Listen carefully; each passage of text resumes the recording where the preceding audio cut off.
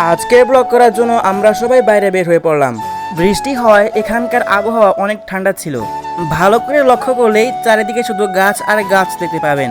আজকে বিকালেই আমরা এই জায়গায় আমাদের ভিডিওর জন্য শুটিং করব। আমাদের পিছে পিছে এই কুকুরটিও দৌড়ে চলে আসলো। এখানে বাঁশের আড়াল দিয়ে অনেকগুলো মুরগি দেখতে পেলাম, সঙ্গে একটি গাছ দেখতে পেলাম। গাছটি মাঝখান থেকে ভাঙা ছিল। তারপর আলিফ একটি গাছে ওঠা শুরু করে দিল। গাছ থেকে নামতে না পারায় সে পরে গাছ থেকে লাফ দিয়ে দেয়। পায়েতে কাদা লাগার জন্য সে তার পা ধুয়ে নিচ্ছিল।